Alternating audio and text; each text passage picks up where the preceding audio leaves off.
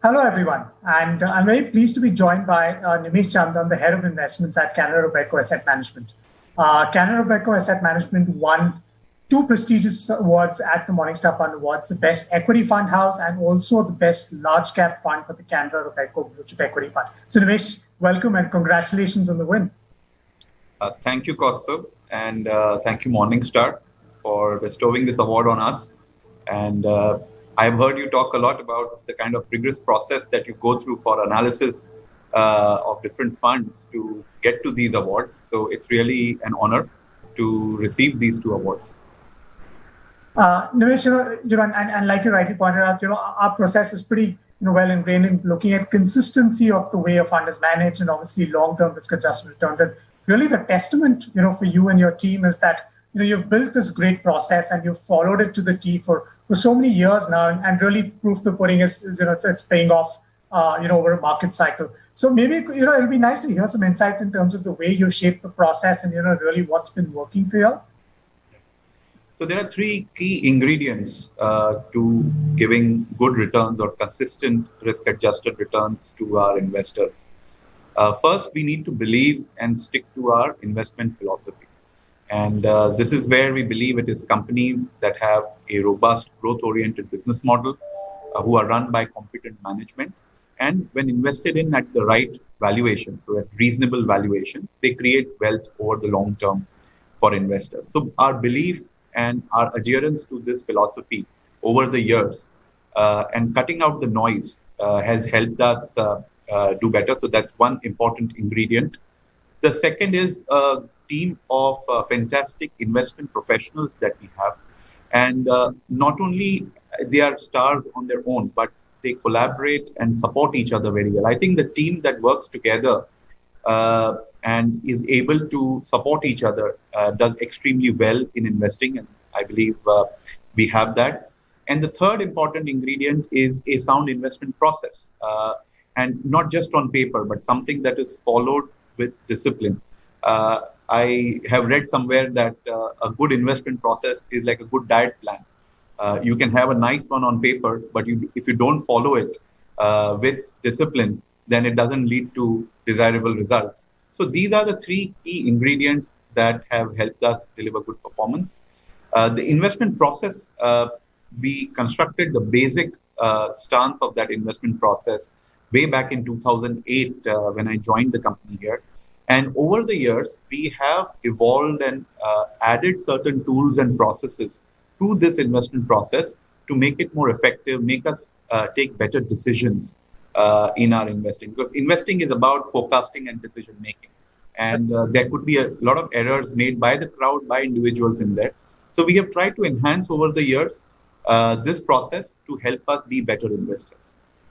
Sure, Nimesh, and I think you touched upon some really interesting and important points there. And just referring to one of the very interesting pieces that you wrote, in the series that you published, The Stoic Investor, where you spoke about comparing investing to running a marathon. In fact, you alluded to the famous sub-2 attempt by Eliud Kipchoge, which he very recently kind of did. So maybe if you could just share some insights about how what are some of the patterns and how do you follow some of those philosophies? So when Eliud Kipchoge did this feat of running a marathon under 2 hours, I was quite intrigued, and I went through the entire 2-hour footage. Actually, it was a 3-hour footage of the whole event, both pre and post the event also. And it was uncanny. I found a lot of similarities with investing about how success in running a marathon is so similar to success in investing.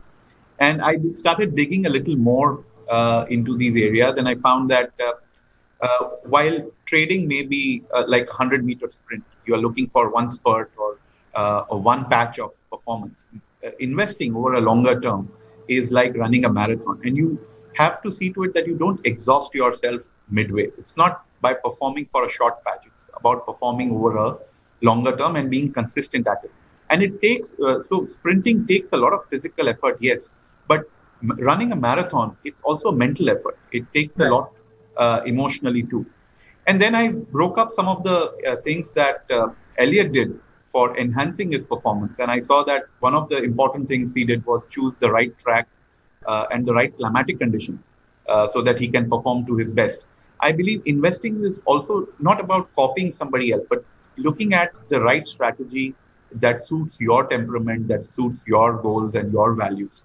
So, choosing the right strategy is like choosing the right path or the area where you're gonna have your long run. The second part was, and very important part was the pacemaker that Elliott had. They had formed a kind of a V-shaped running patch in front of him with these fantastic runners on their own. So these were all marathon medalists who were running with him, and they used to change every few kilometers. Right. They used to create a kind of a wall to let the air resistance, control the air resistance there. I believe, again, having a good team is like having these good pacemakers. Okay, they actually stop this noise that sometimes deviates you from your investment philosophy or probably tempts you into looking at short-term returns, and then you dilute your principles or dilute your process. So it's important to have these pacemakers, people who are good investment thinkers around you, so that you can cut through the noise. And especially when you're taking certain contrarian calls, it is very important that you have a good set of professionals working and collaborating together with you. For people who are individual investors on their own, I always suggest to them that have a good circle or a good network of good investment thinkers. That helps in keeping your head when, the crowd is losing its own and sticking to your investment philosophy. The third part, which probably not was controversial when it came to Elliott's run, but it's important when it comes to investing, is about leveraging technology. So Elliott was running on these special shoes made by Nike, and there were some controversies on it. But in investing, leveraging technology, leveraging the knowledge is important, and nobody will blame you for wearing those nice shoes in investing. There are so many old investment principles and anecdotes, right from maybe written by Charles Mackay in his book Extraordinary Popular Delusions to now. You will find a lot of cycles are repetitive. If studies and technologies have evolved to help you be better investors, I think investors should leverage that. It can be from a small screener to a nice quant model, which helps you make decisions. So I'm a little more on the side of having a augmented intelligence, not just artificial intelligence, combining the power of good people and a good process or a good quant into supporting the investment decisions. Sure. Nimesh, I think you touched on, and just taking forth some of the very interesting points that you made. One was obviously leveraging technology. I know you have spoken to us in the past about how you use a lot of the data to kind of, the other element, and which you alluded to, is that having the right investment thinkers. Now, 2020 was this incredibly unique year in all senses, and you've been one of the followers of sort of looking at behavioral finances and sciences in terms of the way you would look to invest. How hard was it, and what did you do? Learn from 2020 in terms of controlling the behavioral aspects when it comes to investing? So there was a lot of interesting learning in every phase of last year. Almost every quarter, something changed. First, people underestimating the pandemic, and people having a kind of an arrogance that, okay, that it's affecting others, it's affecting China, it won't affect us. So there was this rally in the beginning of 2020 while this pandemic was spreading. And then there was the sudden realization where people panicked. So there was overconfidence, then was followed by fear and panic.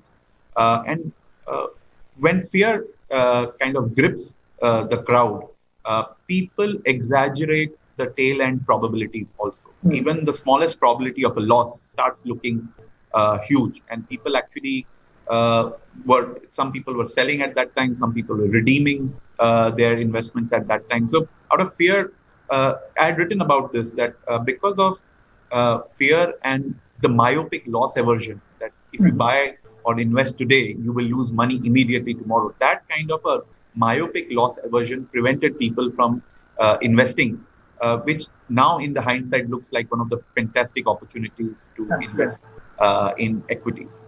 Post that, when the lockdowns opened up, we saw a lot of investors and a lot of analysts struggling to get data from on the ground. There were so many surveys, so many dealer surveys, customer surveys, trying to do on-ground visits wherever possible or connect with shopkeepers and dealers, distributors.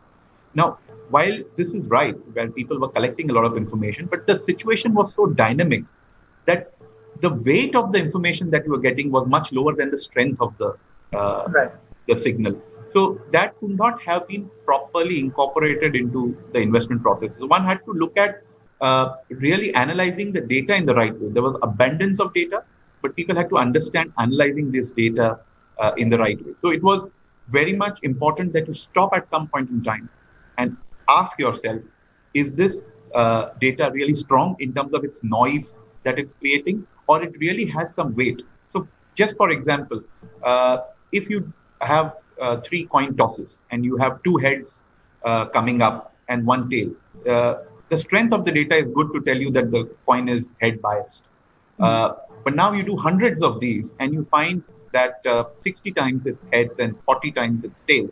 Though the signal is not as strong as the previous iteration that you did, but this has better weight because it still has a lot of data points. So when collecting information, analyzing information, this was one of these spots where we had to be careful about how we incorporate it into our decision making.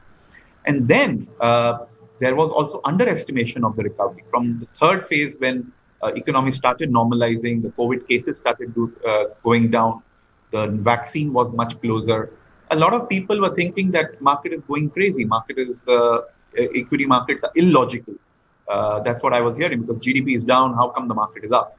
But people need to realize that the corporate profits were growing at that time. Already September had seen a surprise in terms of corporate profits. So there was a certain underreaction at that time to positive news flows, to earnings surprises that were coming in.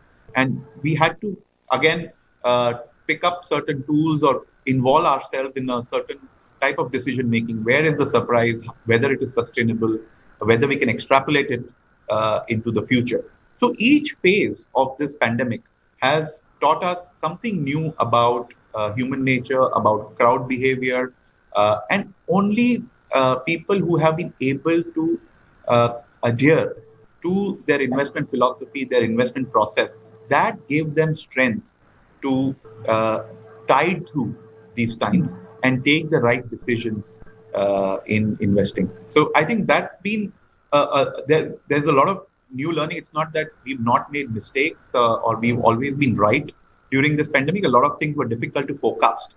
But in investing, if you are right more than 60% of the time, you generally do very well. You don't need to get 100% right. I don't know of any investor who gets it 100% right all the time. But if you've done better than 60, I think you've done well. Yeah, absolutely. I think you made some really pertinent points that as long as you stick to your mandate, you stick to your process, and really cut out all the noise, have a great team working along with you who can consult and kind of, debate with, you are kind of on the right path. And, I think Nimish, you and your team have really proved that mettle, over long periods of time. And I think the award is only a recognition of that. So congratulations once again, to the entire team. Thanks for chatting with us. Thank you. My pleasure, Kaustubh. Thank you. Thank you.